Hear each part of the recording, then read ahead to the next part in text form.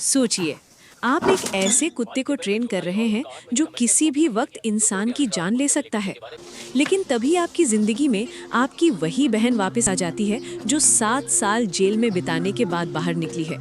और सबसे खतरनाक बात, वो सिर्फ आपके घर वापस नहीं आई, वो आपके अतीत, आपके पति और आपके सबसे बड़े राज को भी अपने साथ लेकर आई है।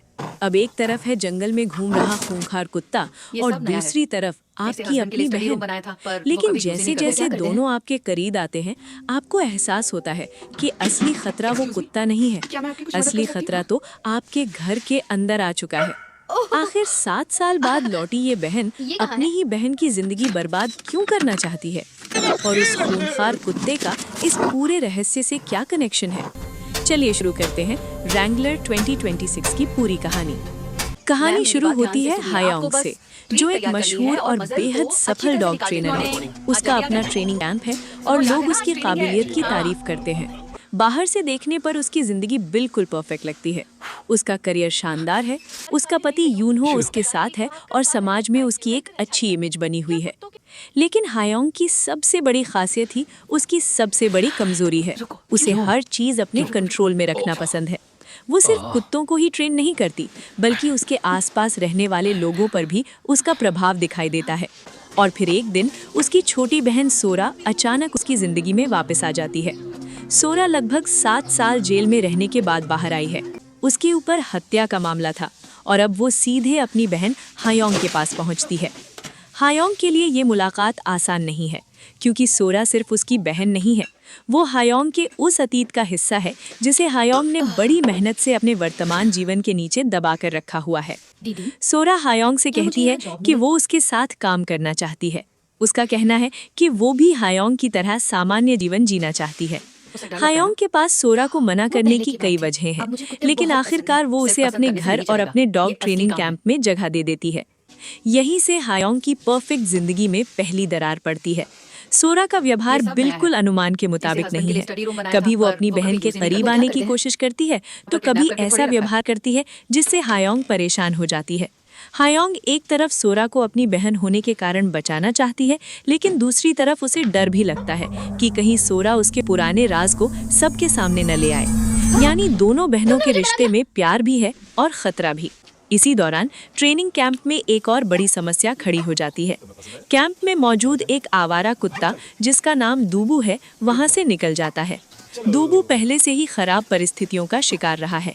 कैंप में उसकी ठीक से देखभाल नहीं हुई थी और धीरे धीरे उसका व्यवहार इतना आक्रामक हो चुका था कि वो एक जंगली कुत्ते जैसा बन गया था। कैंप से निकलने के बाद दूबू आसपास के इलाके में लोगों और दूसरे कुत्तों पर हमला करने लगता है। लोगों में डर फैलने लगता है। हायोंग तुरंत समझ जाती है कि अगर लोगों को पता चल गया कि ये खतरनाक कुत्ता उसके ट्रेनिंग कैंप से निकला है, तो उसकी पूरी प्रतिष्ठा खत्म हो सकती है। अब उसके सामने 2 समस्याएं हैं। एक तरफ उसकी बहन सोरा है और दूसरी तरफ दूबू। दोनों ही ऐसी चीजें हैं जिन्हें हायोंग पूरी तरह कंट्रोल नहीं कर पा रही। हायोंग दूबू को ढूंढना शुरू करती है।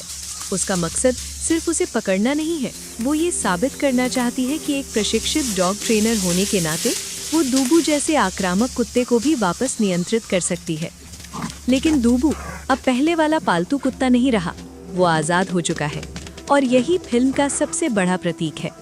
हायोंग ने पूरी जिंदगी चीजों को नियम और अनुशासन के अंदर रखने की कोशिश की थी, जबकि दूबू उन सभी नियमों से बाहर निकल चुका था।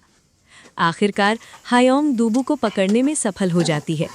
सामान्य स्थिति में ऐसे खतरनाक कुत्ते को मारने का फैसला किया जा सकता था, खासकर तब जब वो लोगों पर हमला कर चुका हो। लेकिन हायोंग ऐसा करने में हिचकिचाती है, क्योंकि वो इसे सिर्फ एक खतरनाक कुत्ता नहीं मानती, वो इसे अपने कौशल और अपनी पहचान को साबित करने का मौका भी समझती है। वो दूबू को फिर से ट्रेन करने की कोशिश करती है, लेकिन इसी दौरान सोरा लगातार हायोंग की जिंदगी में हस्तक्षेप करती रहती है। सोरा अपने अतीत को भूलने के लिए तैयार नहीं है। बचपन में दोनों बहनों के साथ एक भयानक घटना हुई थी, आग लगने की घटना। उस घटना ने दोनों बहनों की जिंदगी को अलग अलग तरीके से बदल दिया।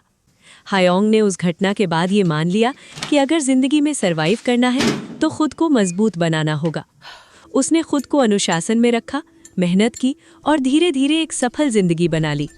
लेकिन सोरा ने उसी घटना को अलग तरीके से महसूस किया। उसके मन में धीरे धीरे ये भावना बैठ गई कि उसकी जिंदगी बर्बाद होने के पीछे कहीं ना कहीं उसकी बहन हायोंग जिम्मेदार है। यही गलतफहमी और दबा हुआ गुस्सा दोनों बहनों के बीच एक अदृश्य दुश्मनी पैदा कर देता है। सोरा सिर्फ हायोंग को परेशान नहीं करती, वो युनहो के साथ भी नजदीकियां बढ़ाने लगती है। युनहो एक लेखक है और सोरा उसे दोनों बहनों के अतीत के बारे में लिखने के लिए उकसाती है।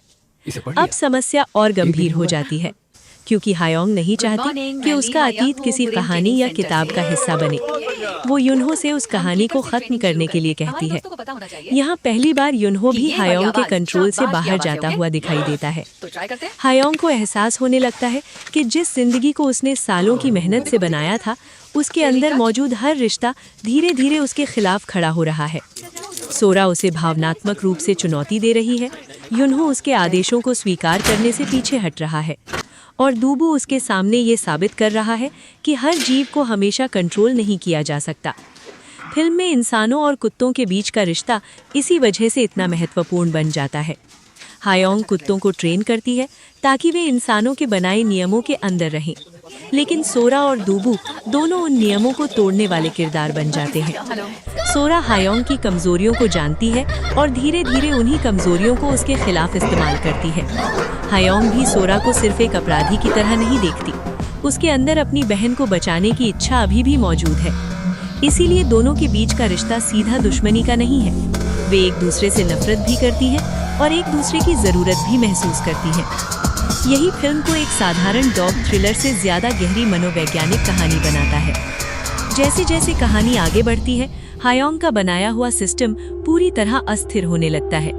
जिस ट्रेनिंग कैंप पर उसे गर्व था, वही उसके लिए खतरा बन जाता है। जिस पति के साथ वो परफेक्ट जिंदगी जी रही थी, वही अब उसके दबे हुए अतीत के बारे में जानने लगा है।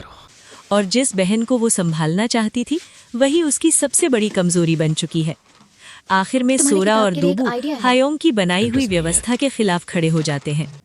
दूबू सिर्फ एक जंगली कुत्ता नहीं रह जाता, वो हायोंग की उस दुनिया के टूटने का प्रतीक बन जाता है जिसमें हर चीज को नियंत्रण में रखना जरूरी था। और सोरा उस इंसानी हिस्से का प्रतिनिधित्व करती है जिसे हायोंग सालों से दबाकर रखती आई थी। फिल्म का असली सवाल ये नहीं है कि कौन सही है और कौन गलत, बल्कि सवाल ये है कि इंसान अपने आसपास की हर चीज को कितना नियंत्रित कर सकता है। हायोंग ने सोचा था कि अनुशासन और नियंत्रण से वो अपने अतीत को पीछे छोड़ सकती है, लेकिन उसका अतीत उसकी बहन के रूप में वापस आ गया। उसने सोचा था कि एक खतरनाक कुत्ते को ट्रेन करके फिर से सामान्य बनाया जा सकता है, लेकिन दूबू ने उसे दिखा दिया कि हर चीज को हमेशा नियंत्रित नहीं किया जा सकता। और आखिर में वही नियंत्रण जो हायोंग की ताकत था, उसकी सबसे बड़ी कमजोरी बन जाता है। यही वजह है कि रैंगलर की कहानी सिर्फ एक डॉग ट्रेनर और उसकी बहन की कहानी नहीं है। ये उन लोगों की कहानी है जो अपनी जिंदगी को परफेक्ट दिखाने के लिए अपने अंदर के डर, गुस्से और पुराने जख्मों को दबाते रहते हैं। लेकिन जब कोई अनियंत्रित ताकत उस व्यवस्था में प्रवेश करती है, तो सालों से छिपी सच्चाई धीरे धीरे बाहर आने लगती है। और हायोंग की जिंदगी में वो अनियंत्रित ताकत थी उसकी बहन सोरा और जंगली बन चुका दूबू।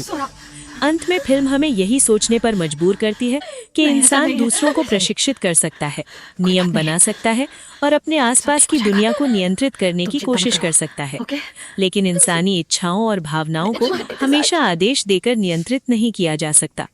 और जब नियंत्रण की ये दीवार टूटती है, तब असली चेहरा सामने आता है। यही है रैंगलर की पूरी कहानी, एक ऐसी डार्क साइकोलॉजिकल थ्रिलर जहां कुत्तों को ट्रेन करने वाली एक महिला धीरे धीरे खुद अपनी जिंदगी के सबसे अनियंत्रित रिश्ते में फंस जाती है।